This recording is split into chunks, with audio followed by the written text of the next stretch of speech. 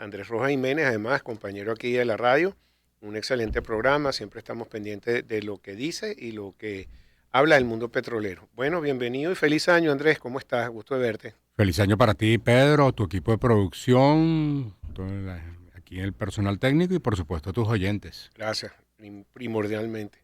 Y saludito a los anunciantes. Bueno, esto entra dentro, por supuesto que los anunciantes. Claro que sí. Bueno, mira, tienes un año muy movido, comenzó muy movido sobre todo con el tema petrolero. Si quieres, ¿por qué no empezamos con la reunión que tuvo Trump con creo que 15 compañías? Fue un poco difícil la conversación. Algunas compañías como Halliburton dijo que ellos habían salido cuando Trump impuso las sanciones, y que no tenía garantía de que lo le iba a volver a poner. Exxon en un principio dijo, no, no quiero nada con Venezuela. Y después como dijo que sí, Es un país, Chevron fue el rey.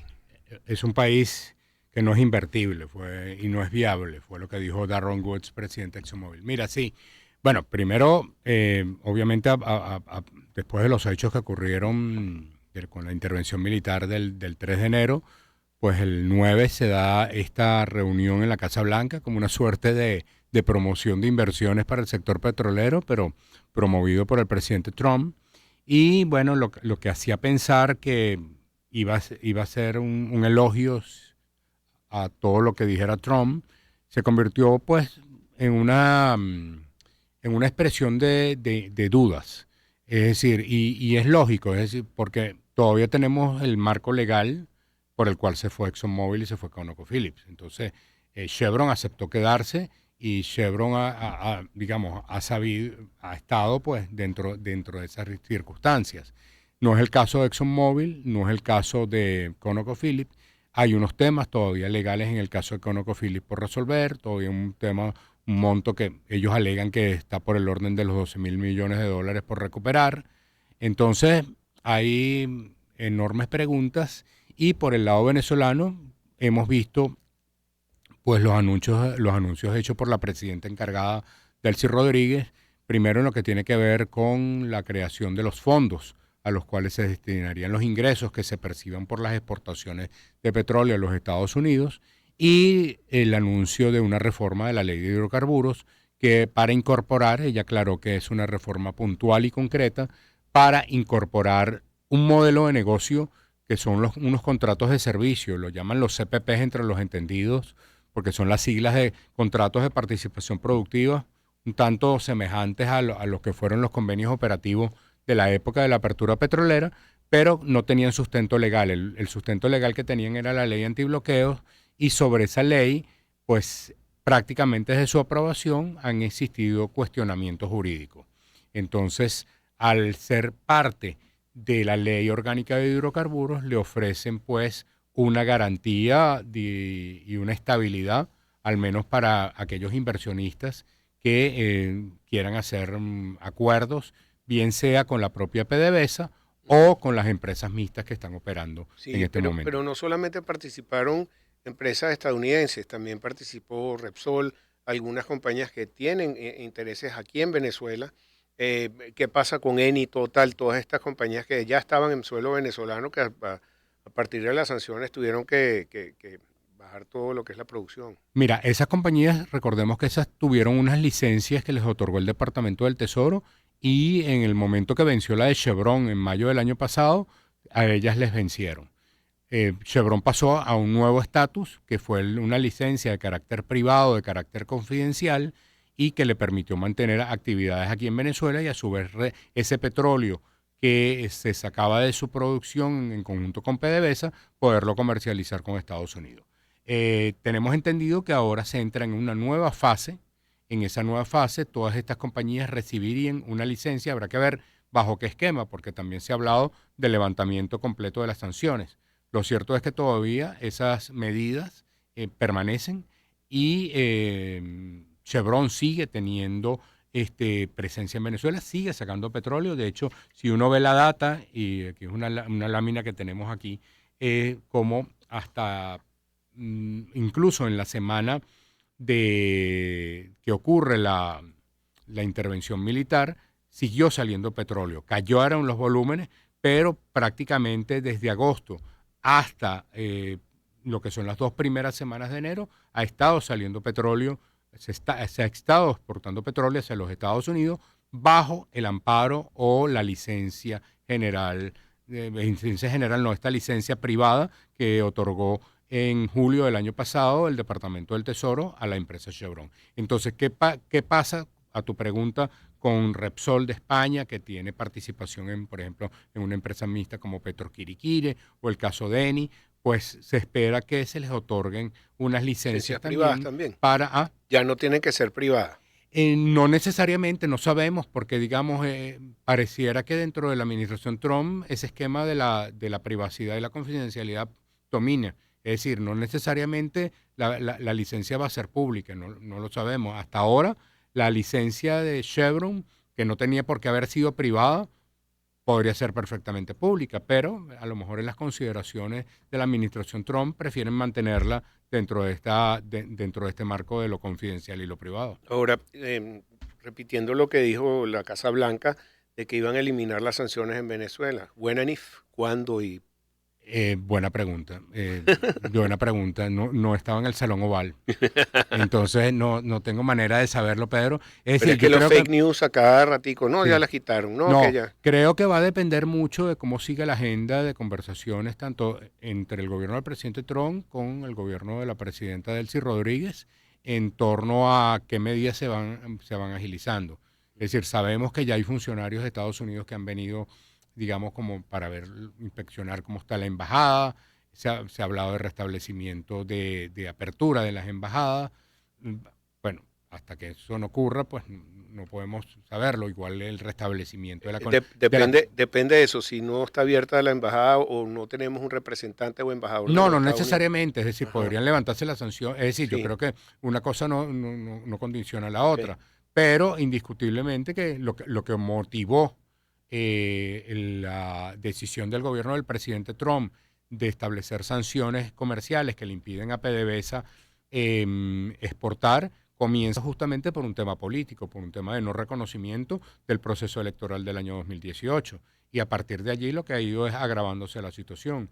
Si a partir de ahorita hay como una especie de reconocimiento por el hecho de las conversaciones que se están dando, pues habría que ver cómo se está dando el proceso. Por ejemplo, dentro de lo que es PDVSA llegó a anunciar que estaba en negociaciones para, digamos, buscar exportar parte de ese petróleo en un buen porcentaje que estaba acumulado en inventarios, pero también el que se está extrayendo.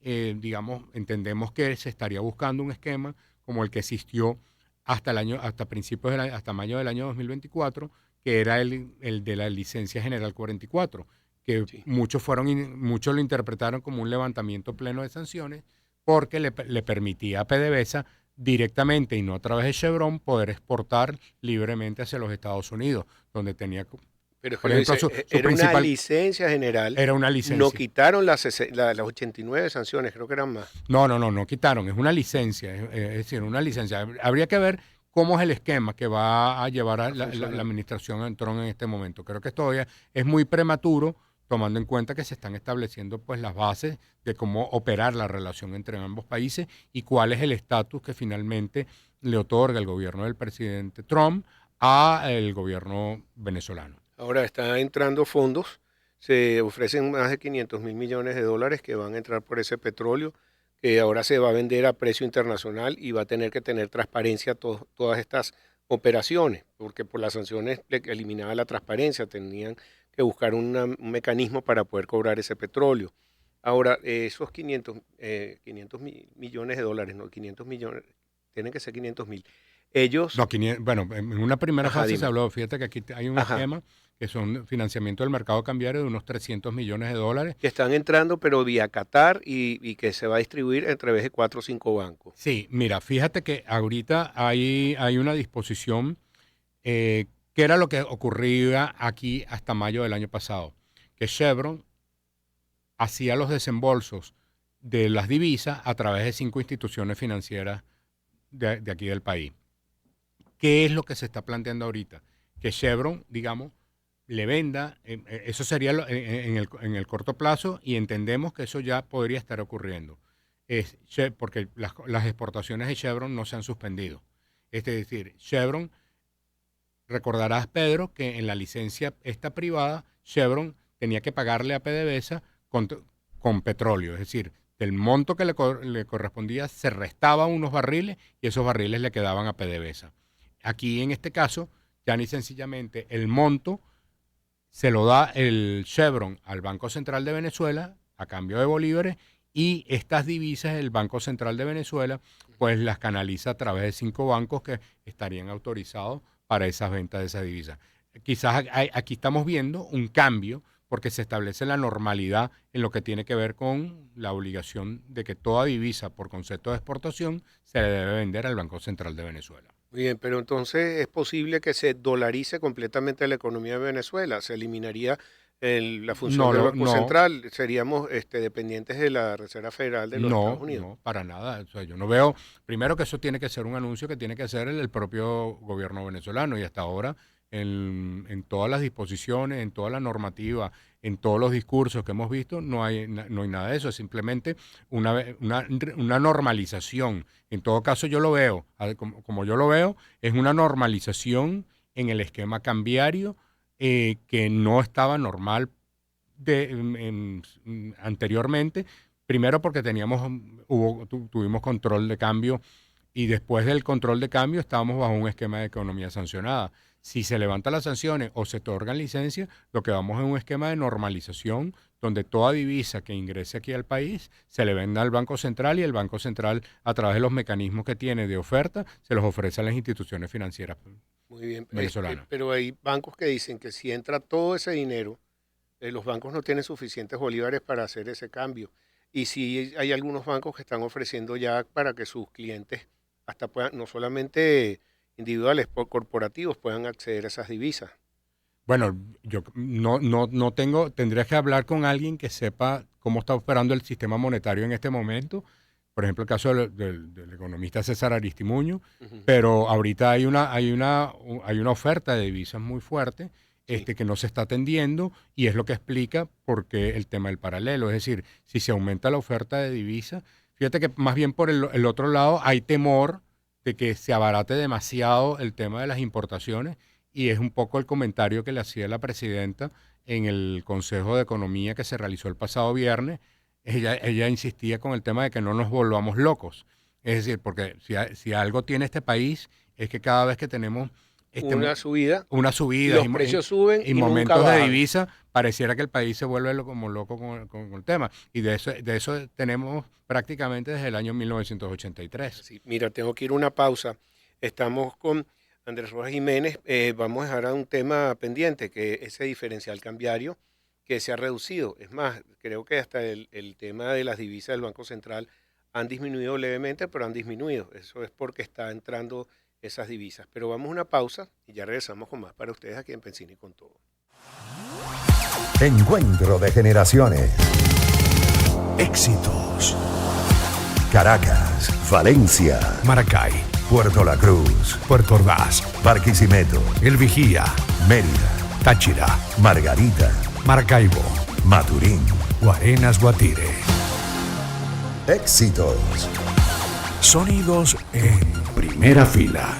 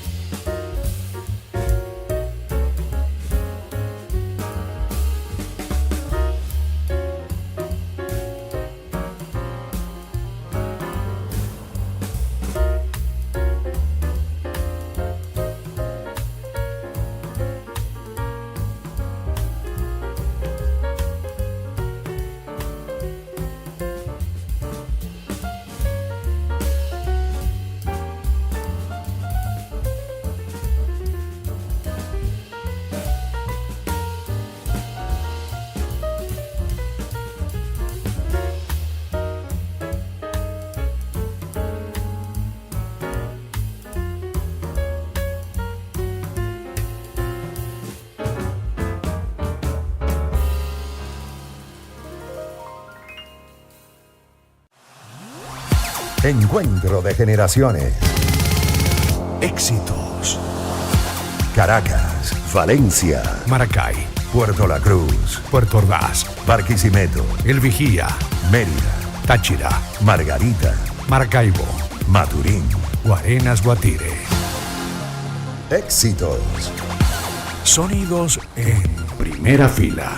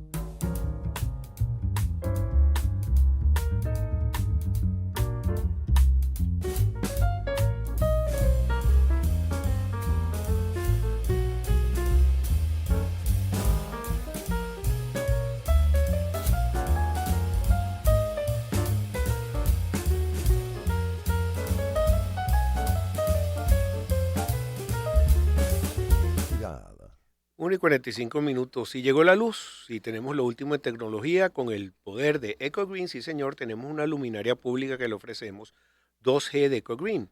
Y si buscas una luminaria pública con 5 años de garantía, chips LED de prestigio internacional, bases para fotocelda, driver con certificaciones internacionales y que cumpla con las normas Corpo Elect, aquí te la tenemos.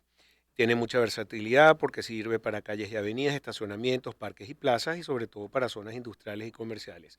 Su Instagram, EcoGreenB, Eco con doble C, EcoGreen, la luz premium de Venezuela. Y hay marcas que no solo recorren caminos, recorren generaciones. Honda está en la memoria de quienes aprendimos a manejar escuchando aquella voz y hoy seguimos confiando en su poder para seguir soñando. Tecnología japonesa, diseño que perdura, calidad inigualable y una historia que, como la de muchos venezolanos, sigue viva. Ingreso en su Instagram. Ha sido todo un éxito esta campaña y ustedes le responden inmediatamente para que visite su concesionario Honda, para que conozca estos carros, @Honda de Venezuela. Encuentra tu concesionario más cercano y redescubre por qué tu confianza se llama Honda. Honda, the power of dreams. Pensini con todo. Directrices para interpretar la información. Con Pedro Pensini.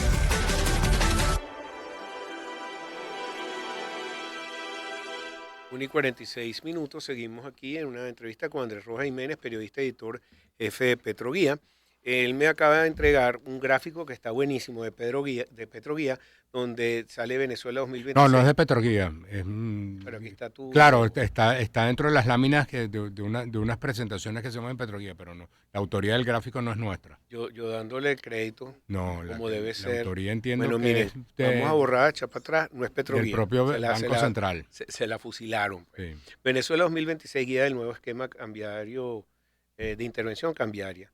Está muy bien explicado, pero aquí se habla de los primeros 300 millones de dólares. Exactamente. Pero eso es, ¿cada cuánto tiempo se puede llegar a los 3.000, 5.000 millones? Claro, pero es decir, tú vas a tener permanentemente un flujo porque Claro. las exportaciones son permanentes. Entonces, en ese sentido, digamos, recuerda que hay una cantidad, digamos, que sigue entrando por concepto de lo que vende Chevron, por lo que dice Chevron. A eso están todo lo que tiene que ver con los inventarios que estaban acumulados, que son estas cantidades entre 30 millones y 50 millones de barriles que habló el presidente Trump, producto también de las conversaciones que sostuvo con la presidenta Delcy Rodríguez. Y bueno, a eso hay que ver también las autorizaciones que se vayan dando a otras compañías para comenzar a recibir petróleo venezolano. Bueno, lo que llama la atención aquí, 5 bancos privados aquí de Venezuela, uso obligatorio de bolívares recaudados, sectores de asignación prioritaria, alimentos, medicinas y las pymes, pequeña y mediana industria, y un requisito técnico obligatorio que me llama la atención, que es el SWIFT. El sistema SWIFT lo que te permite es el intercambio, transferencias bancarias entre bancos y es transparente, porque queda récord de todo. No es un sistema, no estoy diciendo que todas las cibermonedas, las criptomonedas sean opacas, pero no todas son, entonces no todas son transparentes. Esto puede facilitar ese movimiento de divisas hacia dentro y fuera del país. Sí, incluso con la banca norteamericana. Recordemos que justamente dentro del mecanismo de las sanciones, el Banco Central estaba sancionado, estaba la banca pública, estaba sancionada y los únicos que tenían ciertas autorizaciones eran las instituciones financieras privadas. Sí, hay una pregunta que lo han dicho, que la industria privada y la industria comercial en Venezuela necesita más electricidad, eso lo sabemos todos. Se estarán haciendo inversiones importantes en estos sistemas, están contemplados, porque si entra todo ese dinero para poder seguir produciendo, necesitan esos fondos para eso. Mira, ahí, sabes que esa es una pregunta que prácticamente desde que comenzamos el año, tanto en el programa que tenemos Ginette González y yo en el circuito de Unión Radio en 90.3, como a título de editor jefe de Petroguía, le estaba haciendo a las personas del sector, porque nosotros en Petroguía no solamente cubrimos el sector petrolero, sino también en general energético, y eso incluye la electricidad. Y tú tienes ahí un tema con el tema eléctrico, que es que tienes un marco legal que prácticamente ni siquiera tiene un espacio para el sector privado. Ya ni sencillamente la ley que se aprobó y las medidas que se aprobaron en el año 2007 establecieron una plena reserva del Estado a ese sector eléctrico. Hay una propuesta, tú aquí lo has tenido a través de distintos representantes de la organización empresarial, comenzando por Adán Celis, porque eso fue un documento que Adán Celis, siendo presidente de Fedecámara, se lo entregó a Delcy Rodríguez ya hace más de casi 2 años en una asamblea de Fedecámaras, solicitando que a partir de una propuesta que hizo la Cámara de la Construcción, permitiera la participación privada en la actividad eléctrica. No ha habido una respuesta en particular, no hemos visto ningún comentario al respecto de Elsie Rodríguez. Lo que sí hemos visto es que en un fact sheet, en un documento que dio a conocer el secretario de Energía, Chris Wright, habló de la necesidad de hacer inversiones en el sector eléctrico porque buena parte de los problemas que tiene la infraestructura en el sector de los hidrocarburos es las fallas, los apagones, es decir, lo vivimos como ciudadanos, lo viven las empresas y también lo vive el sector petrolero. Entonces ahí tiene que hacerse un esfuerzo y ahí tienen que establecerse si va a haber señales de apertura de todo lo que es la actividad eléctrica al capital privado, nacional o extranjero. Y medidas de protección para las inversiones. Claro, mencionas un punto importante, porque fíjate que hay y está en línea con lo que reclamaba el presidente de ExxonMobil. Es decir, tienen que firmarse de alguna u otra manera acuerdos de promoción y protección de inversiones que les dé seguridad jurídica, de manera que no se repita, digamos, un episodio como el que se vio aquí en el año 2007. Muy bien. Mira, el precio del crudo está subiendo a pesar de todo una nueva oferta que recibe el mercado y legal y transparente del mercado venezolano. El West Texas ya vuelve a cruzar la barrera de los $60. Esa resistencia Todavía un crecimiento pequeño. $60.38, pero por encima de los 50 que Exacto. estaba. El Brent también 63.39. Lo que son los commodities, el oro disparado, nuevos récords de precios, 4.757. La plata, que estaba en $50, ya va por $94. Y los materiales raros, en algún momento saldrán ellos en las listas de commodities, porque son tan raros que no sabemos mucho cuáles son, como este mercado. Mira, no, fíjate, Pedro, con respecto al petróleo, si bien todos los pronósticos auguraban pues un precio bajo, hay un ligero repunte. Hay un punto importante, Pedro, y es que el año pasado todos los pronósticos que se hacían con respecto a oferta petrolera, comenzando por los propios del Departamento de Energía, cuando se referían en el caso de América del Sur, mencionaban solamente 3 países. En primer lugar, Brasil, en segundo lugar, Guyana y en tercer lugar, Argentina. ¿Por qué no aparecía Venezuela? Bueno, porque dentro de ese esquema de sanciones se asumía que iba a ser bastante cuesta arriba para Venezuela, incluso lograr mantener la producción que estaba alcanzando. Con los hechos ocurridos el 3 de enero, pues eso cambia y sobre todo con la agenda que ha pasado a marcar la relación entre ambos países, eso cambia y eso vuelve a poner en la mira, obviamente a Brasil, a Guyana, a Argentina, pero nuevamente a Venezuela. Es decir, alguien dirá, bueno, ¿qué pasa con México? ¿Qué pasa con Colombia? Ya ni sencillamente los gobiernos de esos países pues tienen unas políticas que más bien están propiciando una desinversión, pero no es el caso venezolano. Entonces, eso lleva pues a poner en la mira quizás no tanto en lo que pueda crecer la producción este año, que todavía puede ser a lo mejor pequeño, pero sí de cara a los próximos años, si los acuerdos de apertura y de entrada de nuevos actores, pues se hace relativamente en el corto plazo. Mira, un tema, mañana es la reunión de Davos, una de las reuniones que dicen que es más importante del mundo. Yo creo que las negociaciones... Como la reunión de negocio más importante desde hace muchos años. Del nuevo orden mundial, Sí. donde han participado Gustavo Cisneros, Carlos Andrés Pérez, una cantidad de gente que fueron voceros importantes en esa Bueno, época. tú recordarás que Carlos Andrés Pérez, cuando ocurrieron los hechos de 1992, estaba llegando de Davos. Exacto. Mm. Bueno, pero mañana va Trump con una agenda muy complicada. Primero, se está metiendo con las tarifas, que las volvió a subir cuando el mercado está cerrado y hoy estaba abajo todo lo que es el mercado porque reacciona negativamente, no podían actuar.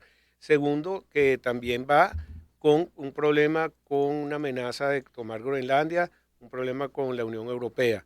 Y también, bueno, va con todo lo que tiene en contra de él en este momento de opinión pública internacional. ¿Cómo ves tú esta aparición de Trump en Davos? Mira, creo que es clave en primer lugar por lo que él diga de Groenlandia, ¿no? Porque hasta dónde está dispuesto a llegar, Correcto. sobre todo cuando uno ve movimientos militares. Entonces tú dices, bueno, pero eh, aquí estamos hablando de los países europeos, entonces es que va a haber una ocupación militar, entonces, te generan enormes dudas y sobre todo después de lo que ocurre aquí en Venezuela. Después está todo el tema tarifario que se creía que ya se habían llegado como a unos ciertos acuerdos y nuevamente lo vuelve a asomar, pero como una suerte de represalia contra algunos países. Entonces, y contradictoriamente, él acude a un foro que más bien promueve la globalización, el libre comercio, con un discurso que pareciera que más bien apunta a todo lo contrario a lo que desde hace muchos años se ha defendido en Davos. Entonces, hay que ver un poco cuál es la orientación. Obviamente, para los que asisten a Davos, tener al presidente del país con la mayor economía mundial es relevante y sobre todo por las implicaciones que él pueda decir tanto en materia de seguridad como en materia comercial y por supuesto energética. Dato curioso, la última vez que Groenlandia vendió algunas de sus islas, la compró una Epstein, para que lo busquen. Y eso no es fake news, lo pueden No, no. buscar. Vamos a ver qué pasa ahora, porque él dice, esto es mío, yo lo quiero, igual que dijo que el petróleo venezolano era de él, que él es presidente de Venezuela. Entonces hay algunas cosas que vamos a Sí, tiene estas tomárnoslos cosas. con un grano de sal. Gracias, Andrés, siempre un No, placer gracias a hablar ti, contigo. Pedro, y de verdad Y me agrada haber estado aquí en estudio. También, igualmente, gracias. Además que siempre estás pendiente del sí. programa y cuando ves una información que necesito, al instante me la envías. Muchísimas gracias, No, gracias a ti lo agradecemos y, mucho. y aquí al compañero Anzola. Muchas gracias. Andrés Rojas Jiménez, periodista, editor jefe de Petroguía. Ya regresamos con más para ustedes. Y vamos a escuchar a Norah Jones con Don't Know Why. En